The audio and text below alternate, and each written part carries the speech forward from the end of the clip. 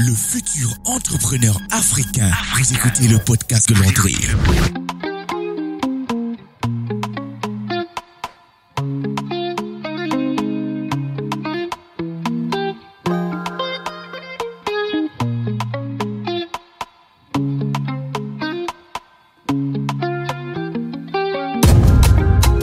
Salut les amis, j'espère que vous allez bien. Alors, bienvenue dans ce nouvel épisode de podcast. Comme vous le savez, chaque semaine, un nouvel épisode sur l'entrepreneuriat où j'invite des profils comme ça assez intéressants sur le web que je découvre, que je rencontre. Et pour ceux qui me suivent depuis un bon bout sur ma chaîne YouTube, vont effectivement se rendre compte que ça va aussi faire un bon bout que j'ai pas eu en fait de nouvel épisode, j'ai pas eu le temps de trouver de nouvelles personnes parce que j'étais effectivement en fait plus focalisé sur l'activité que je suis en train de monter au pays, au Cameroun, dans le domaine de l'immobilier. Donc, j'aurai le temps de vous partager tout ce que je suis en train de faire. Pour ceux qui me suivent déjà sur la chaîne YouTube, vont un peu voir l'évolution. Donc, ici, c'est simplement de pouvoir permettre à la diaspora et à ceux qui sont à l'étranger très bientôt, grâce à l'application que nous sommes en train de développer d'ailleurs. Et je dis merci beaucoup à toute l'équipe avec laquelle je travaille, les développeurs. Et l'idée simplement, c'est de pouvoir permettre à toutes les personnes qui sont à l'étranger de bientôt commencer à préparer leur séjour, à préparer leurs vacances, à préparer même, je sais pas trop, des déplacements en Afrique. C'est vrai qu'on a commencé déjà au Cameroun, mais de pouvoir effectivement visiter des biens immobiliers sans se déplacer. Donc, pendant l'interview d'aujourd'hui, par exemple, je prendrai le temps de vous montrer un peu encore quelques exemples. Vous avez déjà tellement vu sur ma chaîne YouTube. Mais je me suis dit, pendant que je développe tout ça, ce serait bien aussi de continuer de satisfaire la communauté avec des interviews en invitant toujours d'entrepreneurs qui viennent et partagent leur parcours. Et aujourd'hui, justement, en passant, j'ai effectivement eu l'opportunité de rencontrer encore une jeune dame de moins de 25 ans. Elle n'a pas voulu forcément partager son âge. Mais j'espère que pendant l'interview, elle aura l'opportunité de nous parler en détail d'elle. Alors, elle s'appelle Minel Ngoufak. Elle nous vient effectivement de la France, originaire du Cameroun. Et Minel est effectivement, en fait, elle est copywriter, elle est stratégiste marketing. Elle a monté effectivement une agence qui s'appelle Acom Agency, une agence de marketing digital. Et son objectif simplement, c'est de pouvoir aider, en fait, que tu sois coach, que tu sois formateur, que tu sois, je sais pas trop, freelance, consultant indépendant. Elle va pouvoir t'aider dans ta stratégie marketing à pouvoir attirer plus de clients dans ton activité, dans ce que tu fais. Elle va t'aider effectivement à vendre de manière efficace. Et franchement, j'ai beaucoup aimé, j'ai eu le temps aussi d'aller jeter un coup d'œil sur son parcours, sur ce qu'elle fait. Et j'ai effectivement pu avoir en fait, sa permission pour pouvoir l'inviter dans cette émission, dans cette nouvelle émission et de pouvoir partager avec elle sur son parcours. Alors, je n'en dirai pas plus. Je vais simplement l'introduire et nous allons commencer cette belle émission. Et si vous êtes prêts, c'est parti.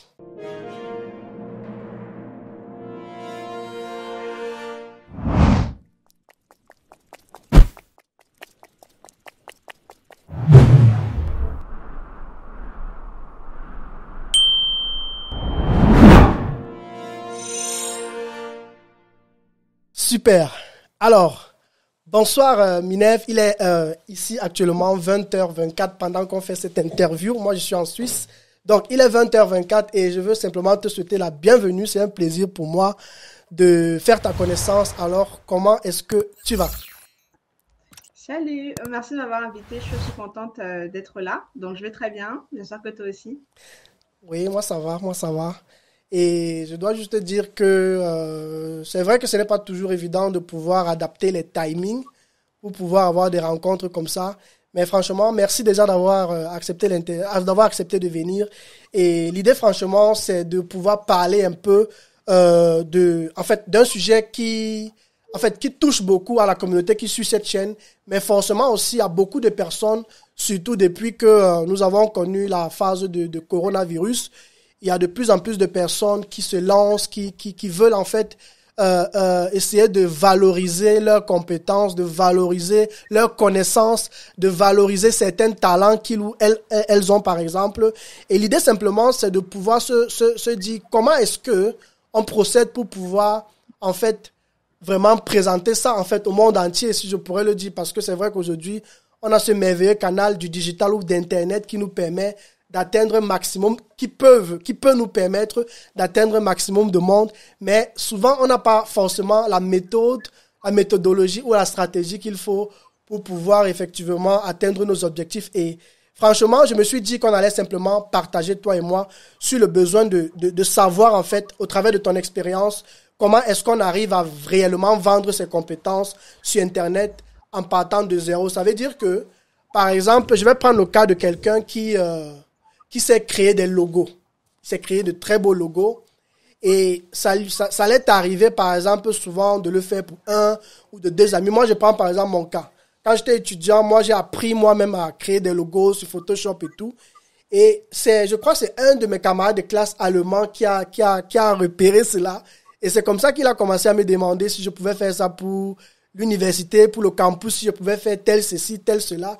Et c'est comme ça que les choses ont commencé en fait à se développer, quoi. Mais c'est avec les années, c'est après les études. Moi, je faisais parfois ça gratuitement, mais c'est après les études que je me suis dit, mais voilà quelque chose que je peux essayer de professionnaliser ou de voir comment rendre ça un peu plus sérieux, quoi. Tu vois? Et franchement, moi, ça m'a pris du temps pour apprendre tellement de choses. Et pour moi, je me dis, c'est bien de pouvoir avoir je sais pas trop, une sorte de ligne à suivre, de méthode à suivre. Et je pense que là, tu peux peut-être nous apporter un peu de ton expérience et nous partager en fait l'importance en fait de travailler sur cela et comment est-ce qu'on s'y prend en fait aujourd'hui en 2022. Parce que je dois aussi rappeler qu'avec plus les années passent, plus les stratégies changent, les nouvelles méthodes reviennent et tout. Donc moi, je vais te laisser la parole. J'ai pris le temps de t'introduire. Si tu veux encore dire 2 ou 3 mots sur toi, tu es libre. Mais sinon, ce serait bien qu'on partage sur ça alors. D'accord. Merci pour l'introduction. Alors, donc, pour ceux qui ne me connaissent pas, je suis Minel Goufak. Donc, je suis copywriter, c'est-à-dire que ma spécialité, c'est les messages de vente. OK. Donc, le copywriting, c'est tout ce qui va avoir trait aux messages de vente, en fait. Comment est-ce qu'on fait pour présenter un produit, pour vendre quelque chose de façon captivante et persuasive. Donc, ça, c'est la définition simple, l'art de vendre avec les mots. Okay. Et en fait, lorsque je me suis lancée il y a 2 ans, je me suis rendu compte rapidement que le copywriting seul ne suffit pas parce que déjà beaucoup de personnes ne savent pas ce que c'est. Et en réalité, si je veux vraiment aider les gens, il faut que j'apporte le marketing. Parce que c'est bien beau d'avoir les mots pour vendre, mais si derrière l'offre elle est pas bonne, la cible n'a pas été bien travaillée, bah les mots ils vont captiver les gens, mais derrière ce qui va se passer, ce sera pas aussi significatif que si tout est bon. Donc c'est pour ça que j'ai rajouté le marketing à mes cordes. Oui. Et donc moi j'ai vraiment démarré de zéro.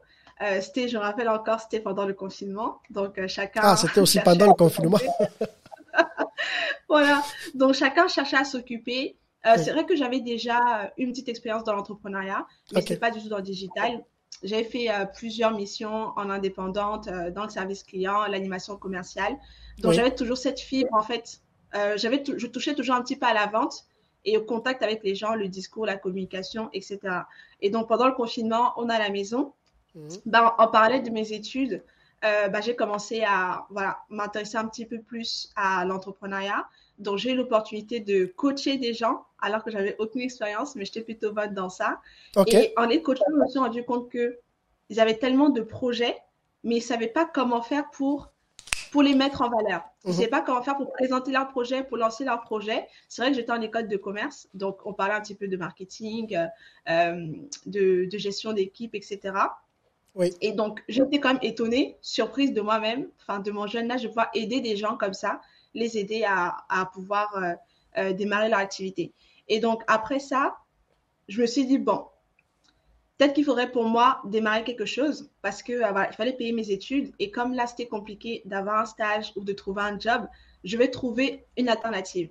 Et donc, j'ai eu de la chance d'avoir un ami qui était déjà entrepreneur sur le web depuis 1 an. Donc, il vendait déjà ses compétences et il m'a orienté. Il m'a dit, Minel, si tu veux gagner de l'argent sur Internet, il te faut ce qu'on appelle un high income skill. Donc, pour ceux qui ne parlent pas bien anglais, un high income skill, c'est une compétence qui rapporte des revenus élevés. Et donc, parmi ces high income skills, il y a le coaching, il y a le consulting, il y a le copywriting, marketing, même le graphic design, développement web. Donc, ce sont des compétences qu'on peut vendre cher, tu vois.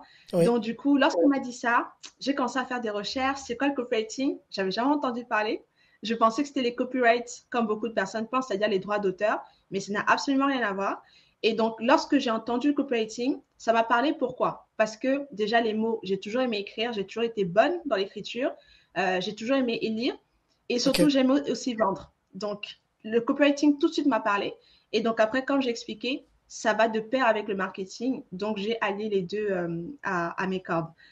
Donc, voilà, pour ma petite histoire, comment est-ce que j'ai démarré ma carrière de freelance sur le web.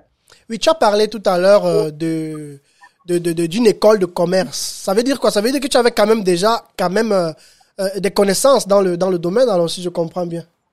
Pas du tout, pas du tout.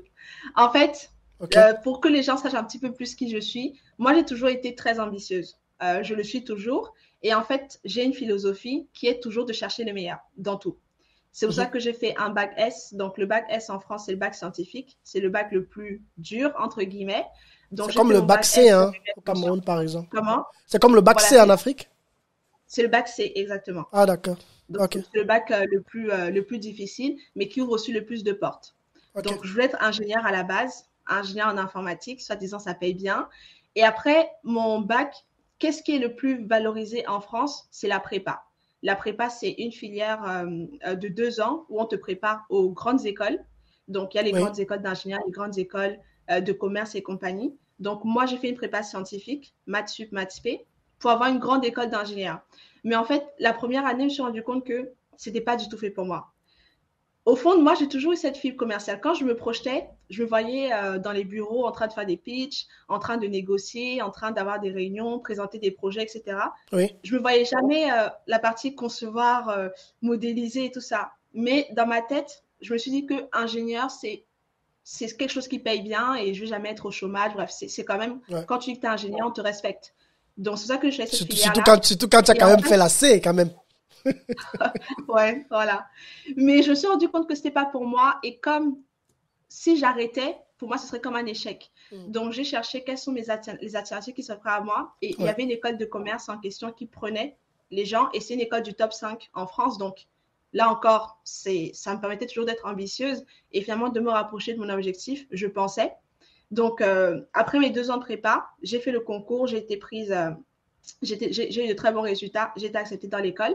Et en fait, ce qu'on apprend là-bas, je ne vais pas critiquer, mais je me rends compte aujourd'hui que c'est intéressant, mais ça reste encore très généraliste finalement. Oui. Parce qu'ils nous forment pour être de bons salariés demain, mais ils nous donnent en fait des outils assez généraux pour comprendre l'entreprise. Par exemple, quelques notions en finance, quelques notions en marketing, quelques notions en management, mais ça reste très général. Ouais. Par contre, je dois avouer que certains exemples qu'on a vus en cours étaient intéressants parce qu'en fait, ça me donnait plus de culture générale. Mais sincèrement, que j'ai fait cette école ou pas, ça n'a pas du tout influencé. Ça m'a pas rendu la tâche plus facile, sincèrement. Okay. Donc, pour dire qu'on peut vraiment démarrer de zéro, la preuve copywriting, je ne savais pas ce que c'était. Et le marketing qu'on voyait en cours, franchement, ce n'est même pas 1% de ce que je sais aujourd'hui, sincèrement. Wow. Et comment est-ce que tu as réussi dans cette transition? Est-ce que tu as pris le temps tu as suivi des formations? Comment est-ce que ça s'est passé? Exactement. Donc, dès que j'ai su c'est quoi le copywriting, j'ai commencé déjà à regarder des vidéos sur YouTube. Donc, pour comprendre un petit peu ce que c'est, j'ai lu des articles. Et en fait, j'ai commencé à m'abonner à certaines newsletters. Et tu sais, quand tu t'intéresses à un sujet, tout de suite, les pubs, on commence à te cibler. Effectivement. Et donc, j'ai pris ma première formation en copywriting. J'ai pris ma première formation en copywriting. Elle était très abordable. Je crois que c'était entre 37 € et 97 €. Donc, très, très abordable. Mais franchement, elle était très basique. Très, très basique. Juste des petits fondamentaux. Et quelqu'un m'a recommandé tout de suite quelqu'un qui voulait des emails pour vendre ses cours, justement. Donc, j'ai écrit avec le peu de notions que j'avais. Il a tellement été content. Je me suis dit, waouh, je tiens quelque chose là. Donc, le fait qu'il ait été content, ça m'a quand même rassurée de me dire que bon, ça va, il y a de quoi faire. Je ne suis pas trop nulle. C'est vrai que j'étais quand même bonne à l'écrit, mais ça ne suffit pas. Et avec les petits concepts que j'ai appris, j'ai pu lui faire des emails qui lui ont apporté satisfaction. Donc, ça, c'était en juillet. Et je dirais que c'est là que les choses ont vraiment commencé. Parce qu'avant, je passais beaucoup de temps à me former. Je lisais des livres. je regardais des vidéos, je prenais des notes, etc. Oui. Et dans cette première formation, m'a quand même, allez, un petit peu aidé. Mais après ça, bien sûr, il fallait prendre quelque chose de plus costaud. Donc, en septembre, j'ai pris une formation de Stan Leloup, qui est très populaire en France sur le sujet. Ouais. Donc, sa formation était très complète. Et puis, je me formais aussi en marketing, en persuasion, etc. Quelques techniques, principes psychologiques et compagnie. Donc, je me formais énormément les premiers mois. Il a un livre, non, Stan Leloup? Je crois qu'il a un livre sur l'entreprise dans un sac à dos, un truc comme ça. Oui, mais je ne l'ai pas lu. Ah, d'accord. Ok. Oui, de toute façon, je ne suis pas forcément la cible. Ok, d'accord. Ouais. Donc, voilà un petit peu comment est-ce que j'ai démarré. Ok. Waouh. Et aujourd'hui, alors, c'est quoi, en fait, est-ce que tu pourrais effectivement, je sais pas trop, hein, pour ceux qui nous suivent, en quelques mots, simplement, en fait, c'est quoi, qu'est-ce que c'est que le copywriting? Si on pourrait le résumer en quelques mots, peut-être il y a des gens qui ont cette compétence sans savoir qu'elles ont cette compétence, en fait. Donc, l'idée, en fait, c'est quoi aujourd'hui, en fait, le copywriting? Vraiment je sais pas trop, pour pouvoir le résumer en quelques mots. Le copywriting, c'est l'art de concevoir des messages persuasifs. Ok. Ça, c'est la définition simple. Maintenant, j'adore cette définition parce que ça permet vraiment de comprendre ce que c'est. Donc, l'art de concevoir des messages persuasifs. Je vais décortiquer. Ok. L'art, pourquoi? L'art parce que c'est quand même un ensemble ça nécessite aussi une certaine virtuosité. Donc, non seulement c'est basé sur des faits scientifiques, donc des études sur le comportement humain, des tests qui ont été faits par les pionniers en quelque sorte depuis le siècle dernier. Oui. Donc, on sait que les gens réagissent plus facilement face à certains mots. On sait que les gens ont des facteurs, des biais cognitifs aussi, qui les font agir d'une certaine manière. Donc, ça, c'est la science qu'il y a derrière et aussi un art parce que ça nécessite aussi de pouvoir réfléchir et de faire preuve de créativité d'une certaine mesure. Okay. Maintenant, je parle de concevoir. La plupart des gens vont dire écrire. Mais moi, je parle de concevoir parce qu'il faut penser à la stratégie derrière. Comment est-ce qu'on fait pour que le message soit persuasif? Parce qu'en fait, finalement, pour qu'on puisse vendre et toucher les gens, il faut réfléchir en amont. Bien à l'avance, quoi. Voilà, il faut réfléchir dès le départ, en fait. Comment est-ce qu'on fait pour différencier le produit? Comment est-ce qu'on fait pour trouver ce que les gens veulent entendre? Donc, on fait son étude de marché, on réfléchit à toute la stratégie pour que le message puisse bien passer. Si, par exemple, il n'y a pas de trafic, ce sera difficile que les gens tombent sur le message. Donc, il a beau être persuasif, s'il n'y a personne qui va venir dedans, ce sera compliqué. Donc, c'est là où le marketing entre en jeu. Comment est-ce qu'on fait finalement pour que la campagne de communication se passe bien? D'abord, peut-être qu'il faudra sensibiliser les gens sur le sujet. Okay. On les sensibilise. Comme ça, ils seront déjà familiers avec le thème. Comme ça, quand on va leur parler de la solution, ce sera plus nouveau pour eux. Ils savent déjà de quoi il est question, ils connaissent les enjeux. Maintenant, on leur offre la solution. C'est beaucoup plus facile de les persuader d'acheter. Wow. Voilà, jusque-là, c'est bon. Et jusque-là, c'est bon. On est dans concevoir. Et maintenant, les messages. Les gens résument toujours le copywriting à écrire des mots à l'écrit. C'est vrai, ça, c'est la définition basique. Écrire des mots vendeurs. Mais maintenant, un message peut prendre plusieurs formes. Un message peut être auditif, il peut être visuel, il peut être écrit. Et dans le copywriting, il a cette force-là qui permet en fait de donner n'importe quelle forme au message. Donc, le copywriter peut faire aussi des scripts de vidéo, des scripts publicitaires audio. Même dans les vidéos YouTube et tout, on peut utiliser le copywriting. Dans les publicités à la télé, on utilise le copywriting. Même à la radio, on utilise le copywriting. Même une simple image avec 2-3 textes, c'est du copywriting. Même une simple photo, ça peut être du copywriting. Parce que finalement, une photo aussi... peut transmettre un message. Voilà, c'est ça. Donc, c'est ça que j'utilise le mot message. Parce que ce n'est pas juste écrit. Voilà. Donc, des messages. Et maintenant, persuasif. Persuasif et non pas vendre. Pourquoi? Parce que vendre, c'est assez réducteur. Alors que persuasif, c'est beaucoup plus fort. On peut mettre persuasif ou convaincant. Donc, persuader, c'est avec les émotions. Et convaincre, c'est avec la raison. Donc, persuasif, convaincant. Pourquoi je dis persuasif et non pas juste pour vendre? Parce qu'en fait, quand tu es capable de persuader les gens, tu peux leur faire n'importe quoi. Et le copywriting, oui, c'est vrai qu'on utilise ça pour vendre, mais il est tellement puissant qu'on peut persuader les gens, on peut influencer le comportement des gens. C'est pour ça que des fois, Et les si ton décisions aussi. copywriting... Comment? Et les décisions aussi des gens.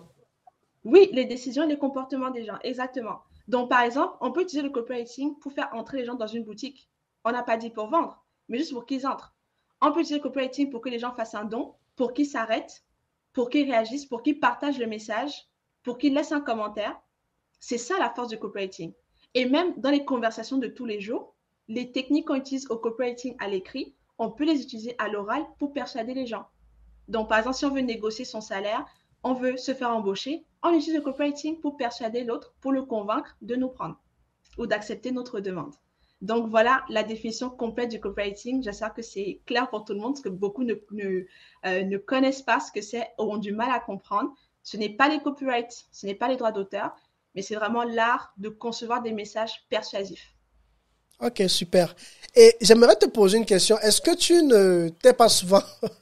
C'est une question un peu bizarre, mais est-ce que tu ne t'es pas souvent un peu remis en question? Ou bien moi, je sais pas, parce que pendant que tu développais, il y a un point qui m'est venu là, notamment que est-ce que tu ne t'es pas souvent posé la question si ça peut avoir affaire à une sorte de manipulation à peu près pour amener quelqu'un à faire quelque chose? Est-ce que ça...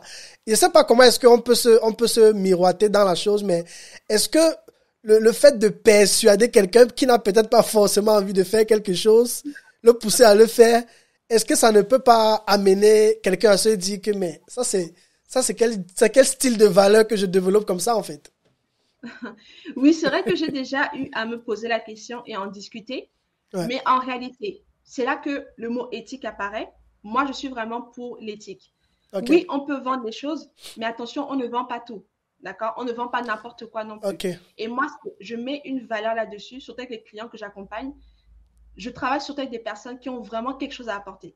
Parce ok, qu'il y a beaucoup qui vont me contacter, oui, je veux vendre ça, je veux vendre ci.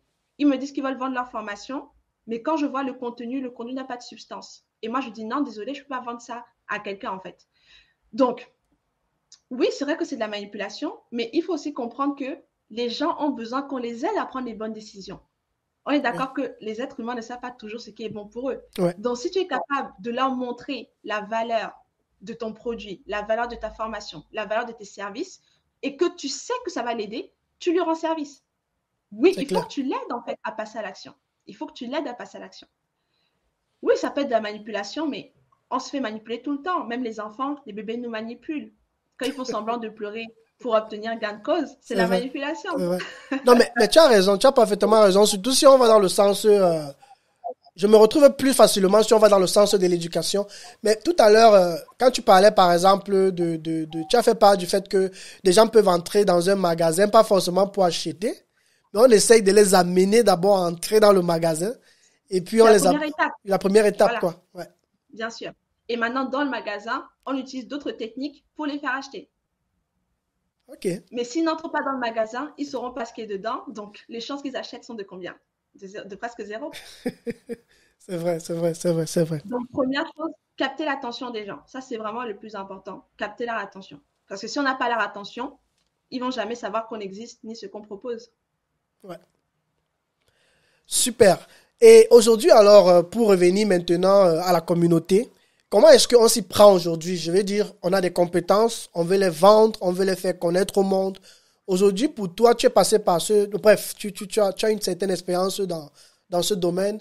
Aujourd'hui, pour toi, c'est quoi par où on commence en fait? Quel est le chemin à suivre pour ceux, par exemple, qui nous suivent, qui ont toujours voulu en fait vendre leurs compétences, qui ont des idées que ces personnes veulent développer et tout, mais ne savent pas comment s'y prendre, par où commencer. Peut-être il y a même des gens qui ont eu à suivre des formations, mais ça ne donne rien du tout. Donc moi, l'idée, c'est de savoir en fait, aujourd'hui pour toi, c'est quoi en fait? C'est quoi la ligne à suivre? Où est-ce que quelqu'un devrait en fait commencer pour être sûr qu'il va sur le chemin qu'il doit aller en fait, pour atteindre ses objectifs? D'accord. OK. Alors, il y a différents cas de figure. Mhm. Je vais prendre le cas de figure le plus simple. Quelqu'un qui a déjà une compétence qu'il maîtrise et il sait exactement ce qu'il veut faire. Donc, Ok, cette compétence-là, elle vient d'où? Elle vient de sa propre formation, elle vient de son expérience. Par exemple, quelqu'un qui a fait comment dire, la programmation informatique en entreprise, il peut très bien vouloir se lancer à son propre compte, d'accord? Donc, pour le cas d'une personne qui a déjà des compétences, qui sait qu'il y a des gens qui en ont besoin, et ben en fait, à quoi ça consiste? la première étape, je pense, c'est de choisir la formule qu'on veut. Donc, il y a plusieurs manières de vendre ses compétences. Ouais. La première manière, c'est avec du done for you. Donc là, c'est toi qui fais le travail. Moi, par exemple, en tant que freelance, le copywriting, c'est moi qui le fais. La stratégie, c'est aussi moi qui peux la faire. Donc ça, c'est du done for you. On le fait pour les gens. Ça, c'est la prestation de service. Donc, après, maintenant, il y a le done with you. Donc là, on va plus être un consultant. Donc, si on va devenir consultant ou alors quelqu'un qui va être dans le coaching, donc on le fait ensemble. Done with you. Donc, c'est ça, c'est un peu de l'accompagnement alors. Voilà, plus de l'accompagnement. Donc, soit sous forme de coaching, soit en tant que formateur ou juste un consultant. Ou il y a le do it yourself. Donc, le do it yourself, on est purement dans de la formation. Donc, si vous avez déjà une bonne expertise, vous pouvez très bien la mettre sous forme de formation et les gens vont suivre et pouvoir le faire eux-mêmes. Donc, do it yourself. OK? Donc, une fois que vous avez choisi une des formules qui vous intéresse, maintenant, on va passer à l'étape 2. Mais avant de passer à l'étape 2, je m'adresse à ceux qui ne savent pas du tout ce qu'ils veulent faire. Donc, si vous ne savez pas ce que vous voulez faire, vous pouvez déjà regarder par rapport à votre expérience personnelle ou professionnelle, qu'est-ce que vous avez déjà fait dans le passé avec lequel vous êtes à l'aise? Qu'est-ce que vous savez faire aujourd'hui concrètement? Que vous ayez été manager, vous pouvez très bien apprendre aux gens comment être de meilleurs managers, etc. Que vous ayez fait du, je sais pas, du développement web, etc. Donc, regardez vos compétences qui viennent de votre expérience ou de votre parcours académique. Ou sinon, vous pouvez très bien avoir une passion, quelque chose que vous aimez faire, que vous n'avez pas forcément appris à l'école. Moi, par exemple, copywriting, je n'ai pas appris à l'école et pourtant, aujourd'hui, c'est ça qui me fait vivre. Donc, une compétence ou une passion, voilà, qui vous parle un peu ou que vous savez déjà faire, mais sur le côté, ça marche aussi très bien. Ou sinon, vous pouvez faire comme moi. Qu'est-ce que je peux faire aujourd'hui qui rapporte de l'argent? Vous faites des recherches et en fonction de vos propres facilités et de vos préférences, vous choisissez le secteur qui vous plaît. C'est pas obligé d'être le copywriting, ça peut être du graphic design, ça peut être de la rédaction web, ça peut être du montage vidéo. Donc, il y a plein de trucs comme ça. Chantal, vous pouvez trouver plein de sites qui parlent un peu, qui donnent des idées. Donc, vous choisissez votre idée de business. Maintenant, une fois que vous savez exactement ce que vous voulez faire et que vous faites la même réflexion, bon, si vous partez de zéro, c'est mieux de vous former. Vous n'allez pas tout de suite commencer à former les gens, donc vous serez plus dans la prestation de service, comme moi j'ai fait. Voilà. Donc, lorsque vous savez déjà ce que vous faire, continuez toujours de vous former. De toute façon, on se forme tout le temps. Donc, maintenant, après les questions pour vous de choisir votre niche. Généralement, les gens, ils font cette erreur-là, tous les entrepreneurs presque, au début, de vouloir cibler tout le monde. Non, mon produit peut aider tout le monde. Non, je peux aider tout le monde. Ça, c'est une grosse erreur. Pourquoi? Parce que si vous voulez être bien payé et être reconnu facilement, c'est toujours mieux de vous positionner comme un expert dans un domaine bien précis. Okay. Et l'exemple très commun qu'on donne souvent, c'est par exemple le médecin généraliste et le chirurgien. Parmi les deux, par exemple, prenons un chirurgien du cœur. Si vous avez un problème cardiaque, qui est-ce que vous voulez que la personne s'occupe de vous? Votre médecin généraliste ou un chirurgien qui est spécialisé dans le cœur? Toi, Landry, tu choisirais qui? Si tu as quel problème, par exemple? Encore. Un problème du cœur. Tu vas choisir qui? Le chirurgien du cœur ou alors le médecin généraliste? Le chirurgien du cœur, celui qui est plus spécialisé en fait. Voilà, il est plus spécialisé. Tu sais que si tu vas chez lui, il a de l'expérience, il sait de quoi il parle. Le médecin généraliste, oui, il est bon. Mais quand tu as un problème aussi spécifique, tu n'as pas forcément envie de remettre ton destin entre ses mains. Et c'est pareil pour vous. Lorsque vous vous lancez, il faut choisir votre spécialisation. Dans quoi est-ce que vous voulez vous nicher? On appelle ça se nicher. Est-ce que vous voulez vous nicher? On se niche dans une industrie en particulier. Par exemple, on peut se nicher dans l'industrie du logiciel, donc les SAS. On peut se nicher dans l'industrie immobilière. On peut se nicher dans la formation en ligne. On peut se nicher dans les cosmétiques, dans le luxe. Il y a plusieurs façons de se nicher selon l'industrie. On peut aussi se nicher selon le client qu'on sert. Si on est, par exemple, admettons, on est les copywriters, je prends mon exemple. Quand on est copywriter, on peut être copywriter, par exemple, pour les solopreneurs, donc des entrepreneurs qui sont seuls et qui n'ont pas forcément le temps de gérer leur communication, leur publicité, etc. Si on est media buyer, c'est-à-dire qu'on fait les campagnes publicitaires, on peut très bien travailler uniquement avec les agences. Allez, peut-être les agences immobilières. D'accord? Ça, c'est un type de client. Ou alors les agences tout court. Ou alors, on peut travailler seulement avec les responsables marketing. Donc, on fait une sorte de partenariat avec les responsables marketing. Ou alors, on peut travailler uniquement avec les managers. Donc, ça, c'est le type de client qu'on veut. Oui. Ou alors, on peut résoudre un problème spécifique. Par exemple, on peut décider de résoudre le problème d'acquisition de clients. D'accord? Si on fait de la stratégie marketing, admettons, on décide de se lancer en tant que consultant marketing, on peut se spécialiser soit dans les conversions, comment convertir les prospects en clients, soit dans l'acquisition de leads, comment faire pour générer plus de prospects. De prospect. Ou alors, je ne sais pas, dans Comment la création d'offres. convertir plus? Ok. Voilà. Ou alors dans la création d'offres, comment est-ce qu'on fait pour rendre ces offres plus irrésistibles? Ou alors dans le positionnement, comment est-ce qu'on fait pour choisir un marché rentable? Donc, ça, c'est le problème en fait qu'on résout qui est différent. OK? Donc, ça, c'est la deuxième étape. La troisième étape maintenant, que je recommande souvent, c'est en fait de dresser le profil de son avatar client. L'avatar client, en fait, c'est votre client idéal. Pourquoi c'est important de connaître son profil? Parce qu'en fait, quand vous allez partir à la recherche, il faut que vous puissiez le connaître comme si vous l'aviez créé. D'accord? Comment est-ce qu'on fait ça? Soit on utilise un questionnaire, généralement, que moi, je partage à mes clients, sur lesquels on travaille leur cible. Soit vous faites une étude de marché. Okay. Donc, en gros, vous devez connaître quels sont les problèmes que cette cible rencontre, qu'est-ce qu'elle a déjà essayé. Comme ça, quand vous venez, vous êtes capable de leur dire, d'accord, peut-être que vous avez déjà testé ça, mais ça ne marchait pas pour telle raison. Qu'est-ce qu'ils veulent? Quels sont leurs objectifs? Oui. Comme ça vous permet, vous, de venir vraiment, de connaître leurs problèmes et de savoir comment est-ce que vous pouvez les aider à atteindre leurs objectifs. Donc, ça, c'est vraiment le grosso modo de son avatar client. Une fois que ça, c'est fait, il faut travailler ses offres. Qu'est-ce qu'on veut leur apporter en fait? Comment est-ce qu'on présente nos services pour que ces personnes-là puissent voir le résultat que ça va avoir?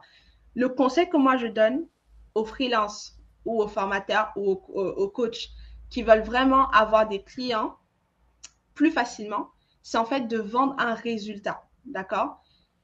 J'explique dans une formation payante que j'ai faite pour les personnes qui me demandaient justement comment est-ce qu'on fait pour vendre ses compétences. En fait, le plus facile, mais qui est plus difficile à faire, le plus facile à vendre, mais qui est le plus difficile à faire, c'est de vendre en fait une transformation, de vendre un résultat, de vendre un changement. Donc, que de simplement dire, oui, je veux faire des textes de vente, dites, je vais vous aider à faire plus de ventes, ou alors je vais vous aider à multiplier votre chiffre d'affaires. Que de juste faire, de dire, je fais des sites web, trouvez en fait quel est l'impact de ce site web. Quel sera le changement? Qu'est-ce que ça va leur apporter? Je vous aide à être plus visible sur le web, par exemple, à être plus visible sur le web avec votre site web. Je vous aide à mieux convertir vos visiteurs en clients grâce à des sites web optimisés. Ça a beaucoup plus de valeur que quelqu'un qui va simplement dire « je fais des sites web ». Ou alors, pareil pour les logos. Plus de juste dire « je vous fais un logo », dites « je vous aide à toucher vos clients idéaux avec des logos, je ne sais pas, des logos impactants, des logos à couper le souffle. » Ou alors, je vous aide à refaire votre image de marque, à vous positionner comme des experts grâce à une identité visuelle hors pair. Ça, c'est un exemple. Donc, tu vois que c'est beaucoup plus accrocheur que de simplement dire « ah, je fais des logos, je fais des chartes graphiques ». Donc, c'est ça que je leur apprends s'ils veulent créer des offres irrésistibles. Donc, voilà. Une fois qu'on a créé son offre, maintenant, qu'est-ce qu'on fait? Il faut aller chercher les clients. Donc, comment est-ce qu'on fait pour trouver des clients? Il y a plusieurs manières de faire. Pour des personnes qui démarrent de zéro, moi, le conseil que je vous donne, ce n'est pas d'investir dans la publicité, sauf si vous êtes un expert en publicité et que vous avez le budget pour ça. Le plus facile… La publicité payante, tu veux dire? Oui, la publicité payante, effectivement. Okay. Le plus facile, c'est le marketing organique, donc avec les réseaux sociaux. Et le ça, naturel. Pour plusieurs raisons. Okay. Voilà. La première raison, déjà, c'est que c'est gratuit. On ne dépense rien. La deuxième raison, c'est qu'il y a des milliards de personnes qui utilisent les réseaux sociaux. Donc, forcément, parmi ces réseaux sociaux, il y aura vos futurs clients. Donc, lorsque vous avez dressé le profil, que vous savez avec qui est-ce que vous voulez travailler, vous devez savoir sur quels réseaux sociaux est-ce que ces personnes-là restent. Est-ce qu'ils sont plus sur LinkedIn? Est-ce qu'ils sont sur Facebook, Instagram, Twitter, pourquoi pas, TikTok? Où est-ce que ces personnes-là restent? Ouais. Donc, si certains pensent que, bon, forcément, non, B2B, c'est LinkedIn. Oui, c'est vrai. Mais attention, il y a certains business. Moi, la question que je vous demande de vous poser, c'est d'abord, si vous travaillez en B2B, demandez-vous où sont les clients de mes clients. Parce que vos clients, s'ils ont fait leur taf, normalement, ils sont là où sont leurs clients. Oui. Est-ce que tu vois la différence? Est-ce que tu vois ce que je veux dire? peu, Donc, par oui. exemple, pour des personnes qui veulent travailler avec des coachs ou des formateurs, beaucoup de freelances veulent travailler avec les coachs et les formateurs. Oui, ce sont des business. Oui, ils peuvent être sur LinkedIn. Mais s'ils ont fait leur travail et que leur cible à eux est sur Instagram ou que leur cible à eux est sur Facebook, ces coachs-là seront sur Facebook et sur Instagram. Donc, pas forcément sur LinkedIn. Oui. C'est pour ça qu'il faudra se positionner sur Facebook et sur Instagram parce que c'est là-bas qu'ils sont. OK. Donc, Donc, ça, c'est vraiment une question en fonction de l'objectif, cibler bien le réseau social où on doit se lancer, en fait. Voilà, c'est ça. Voilà, c'est ça.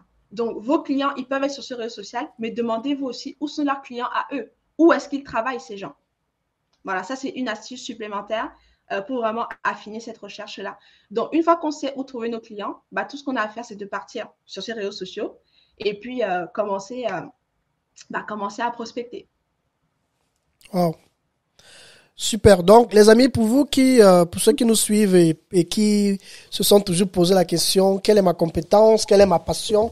Je pense que Minel a essayé, en fait, de résumer, en fait, la procédure à suivre je sais pas si je pourrais dire par excellence, mais pour moi, j'ai pu me retrouver, en fait, sur plusieurs points.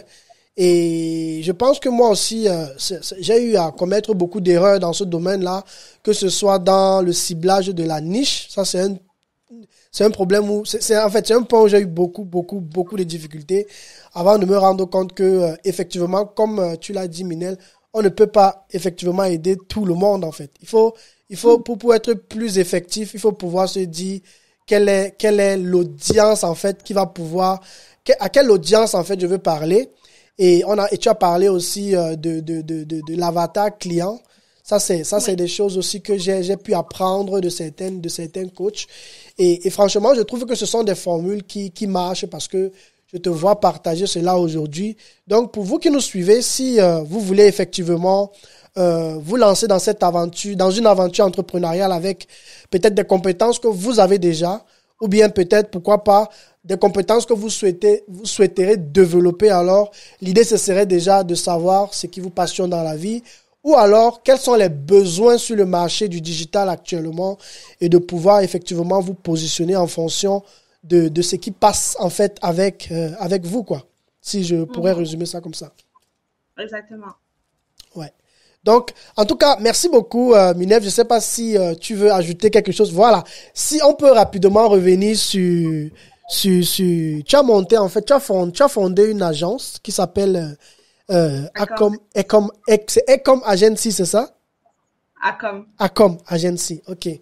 Donc, c'est quoi l'agence? Qu'est-ce que l'agence fait? Peut-être tu peux rapidement nous parler de l'agence avant qu'on ne tire vers la fin de cette interview. D'accord. Alors, l'agence, qu'est-ce qu'elle propose exactement? En fait, elle propose un accompagnement oui. Pour les entrepreneurs donc, qui ont besoin de vraies stratégies pour mettre en place un système de vente performant pour vendre leurs produits ou pour vendre leurs services.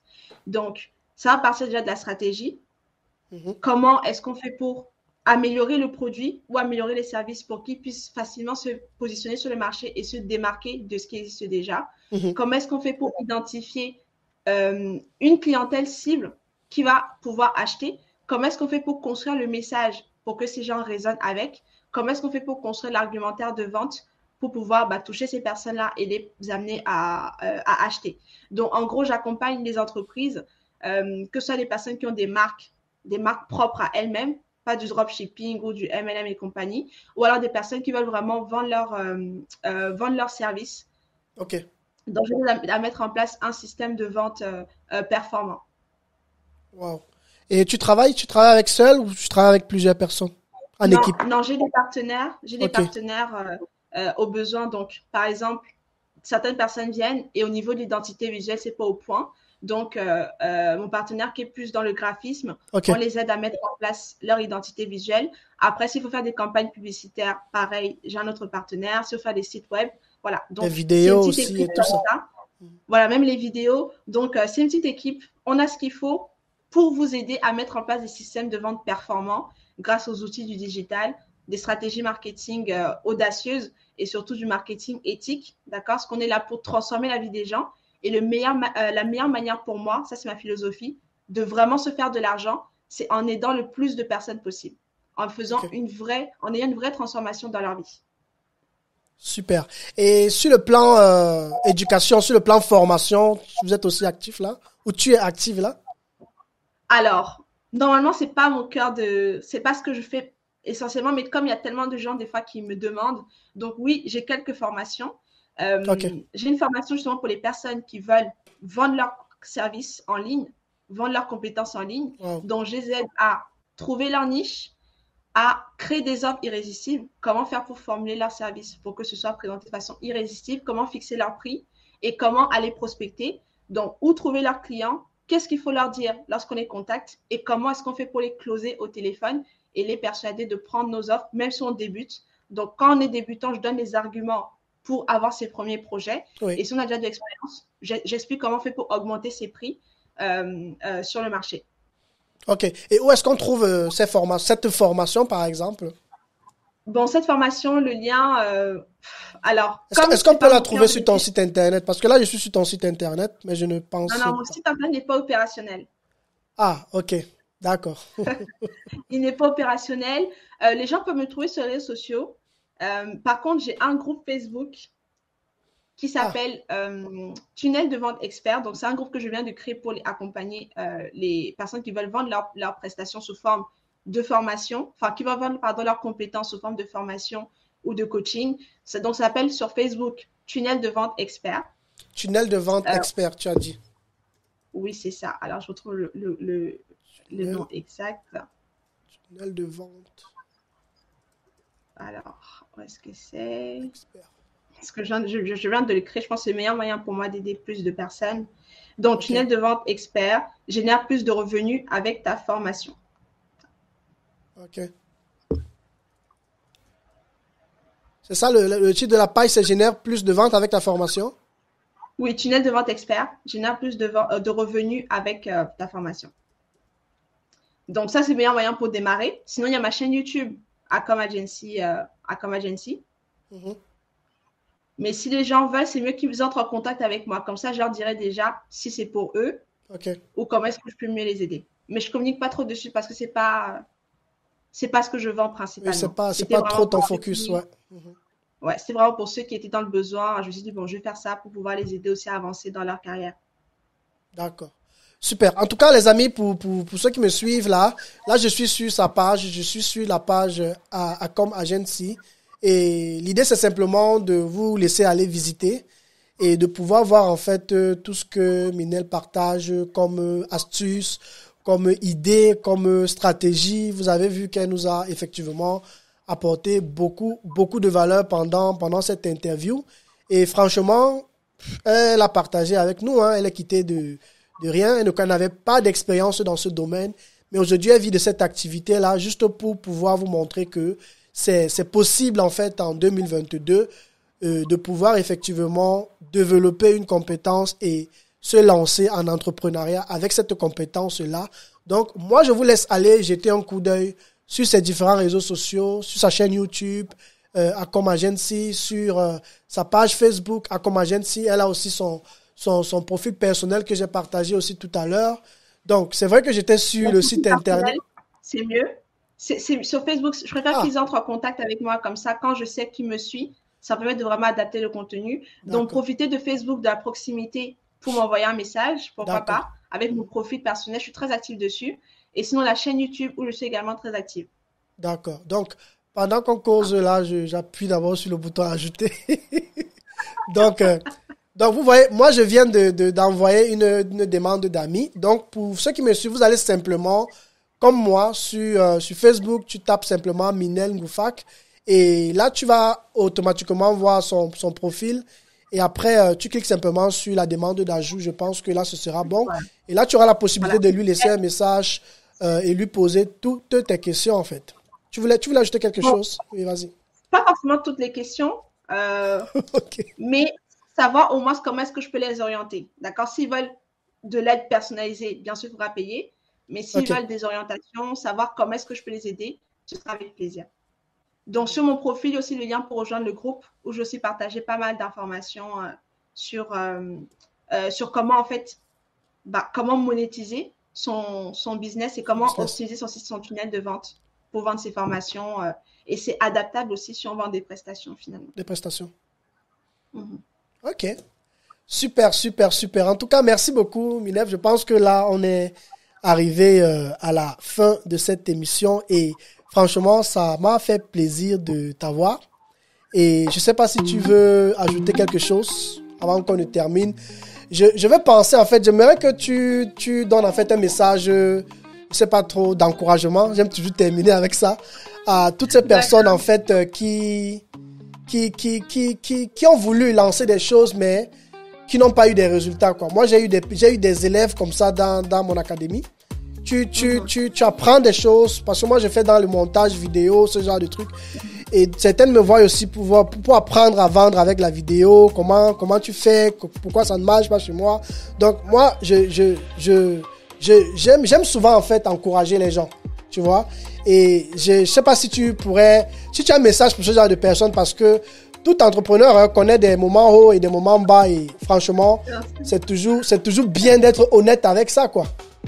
Ouais, bien sûr, bien sûr. Alors, ce que moi j'ai envie de dire à ces personnes-là, c'est que, en fait, c'est pas facile, tu vois. C'est pas du tout un chemin facile. Oui, il y a des avantages, mais c'est pas facile du tout. Maintenant, ce qu'il est toujours important de faire, c'est d'être honnête envers soi-même. Ouais. On analyse froidement pourquoi est-ce que moi j'ai pas des résultats. Ouais. Le premier conseil que je dirais déjà, c'est d'arrêter de se comparer avec les autres. Parce que moi, ça fait, de toute façon, ça fait moins de 2 ans que je me suis lancée. Mais très rapidement, j'ai commencé à me comparer avec les autres. Et il y a beaucoup de personnes aussi qui font des fausses success stories. Oui, j'ai généré 100 000 euros la première année. Oui, 1 million après 24 mois. Il y a des gens aussi qui racontent un peu du bullshit. Donc, première chose, on ne se compare pas aux autres. Oui. Deuxième chose, on est honnête envers soi-même. Pourquoi est-ce que je n'ai pas eu des résultats? Est-ce que j'ai vraiment appliqué la stratégie comme il le faut?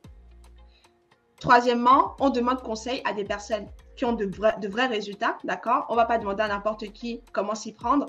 Ouais. On se forme toujours pour savoir ce qui va, ce qui ne va pas. Moi, par exemple, je ne suis pas satisfaite de mes résultats. Certaines personnes peuvent trouver que c'est bien, mais moi, je ne suis pas satisfaite. Et quand je regarde honnêtement, en fait, déjà, je me suis dissipée. Ça, c'est un autre conseil que je donne aux freelances. Lorsque vous vous lancez, choisissez une discipline et spécialisez-vous dans ça pendant au moins 6 mois. Commencez pas à vouloir proposer plein de services. Même si les gens vous disent, par exemple, si tu veux faire des sites internet, on te dit, ouais, mais est-ce que tu sais faire une application?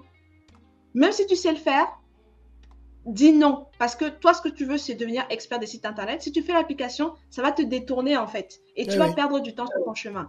Et moi, je me suis détournée. Je proposais plein de services à la fois, community management, vu que je sais communiquer sur les réseaux sociaux. Certains disent que, je ne sais pas gérer ma page, je ne sais pas communiquer en ligne. Et je me suis détournée du copywriting et ça m'a fait perdre du temps. Donc, choisissez un domaine et soyez focus pendant des semaines et des semaines. Minimum 3 mois avant de dire qu'on abandonne. On teste une stratégie au moins 3 mois. Le temps pour elle de prendre effet, le temps pour vous d'être plus à l'aise avant de dire qu'on abandonne. Donc, on analyse froidement. Pourquoi est-ce que ça n'a pas marché? Qu'est-ce que je n'ai pas bien fait? Qu'est-ce que je pourrais mieux faire? Et après, bien sûr, la fin d'un chemin ne signifie pas la fin de tout. On peut très bien choisir de se réorienter. Ouais. Si finalement on voit qu'on n'est pas à l'aise dans ça, qu'est-ce qu'on peut faire d'autre pour pouvoir avoir des résultats et finalement être épanoui? Parce que le plus important, c'est d'être épanoui dans ce qu'on fait. Super, super, super. En tout cas, merci beaucoup, Minef, d'avoir effectivement partagé cela avec nous. Donc, pour vous qui nous suivez, les amis, ne vous découragez pas. Si effectivement tu as démarré une activité sur Internet et jusqu'à présent, tu n'arrives pas à avoir les résultats qu'il faut, alors ne te décourage pas. Prends le temps encore de rectifier le tir, de voir si tu as peut-être besoin de te former davantage, si tu as besoin d'apprendre davantage. Et prends le temps de passer à l'action, mais aussi de persévérer et de voir effectivement où tu commets les erreurs et comment est-ce que tu peux les corriger. Alors, comme je l'ai dit au début de cette émission, n'hésitez pas à rester connecté parce que je suis en train de travailler sur cette activité dont je vous parlais dans le secteur de l'immobilier qui va pouvoir effectivement, comme vous pouvez le voir là, je suis en train de le partager avec vous, de pouvoir visiter des biens immobiliers en Afrique sans se déplacer. Nous sommes en train de développer une application qui sortira bientôt de la même plateforme, Imotech 360, et toute une équipe en fait au Cameroun que nous avons pris le temps de former et qui vont se déplacer dans tout le pays et bientôt dans tout le continent, si Dieu nous prête force, bien sûr, et toute l'énergie qu'il faudra. Et nous sommes aussi à la recherche des partenaires en passant dans d'autres pays. Par exemple, j'ai des partenaires, par exemple au Congo. J'ai une jeune dame au Congo avec qui je travaille, qui est sur le terrain. Elle était en France et aujourd'hui on travaille ensemble. Et aujourd'hui l'idée c'est simplement de pouvoir en fait lui confier plein de biens immobiliers sur le Congo. J'ai aussi certaines personnes en Côte d'Ivoire et nous recherchons en tout cas de nouvelles personnes dans d'autres pays en Afrique parce que l'idée c'est de vraiment développer l'activité. Alors l'idée c'est simplement, comme vous pouvez le voir sur cette page, de venir remplir vos informations. Si par exemple tu as un bien immobilier, tu vis dans la diaspora, je sais pas trop, tu as un appartement meublé, tu as un hôtel, tu as une maison, tu as même un terrain, tu as même un restaurant, tu vois, tu as besoin d'avoir de la clientèle, je peux t'assurer que, prends le temps effectivement d'entrer en contact avec moi et je peux t'assurer que au travers de cette technologie qui va non seulement te permettre à toi de gagner en temps, mais aussi aux visiteurs ou à tes potentiels futurs clients de gagner un temps fou. Cela va pouvoir leur permettre de se faire une idée de ton bien dans tous ses contours. Et pour moi, je trouve ça juste magnifique et c'est pourquoi je développe cela depuis 2018 à peu près. Donc, ça me fera vraiment beaucoup plaisir de recevoir un message de toi. Et je vais m'arrêter là pour terminer cette vidéo, cette interview ou alors cette émission. Merci d'avoir suivi cette vidéo et on se dit à la semaine prochaine pour une nouvelle vidéo de la semaine. Ciao, ciao.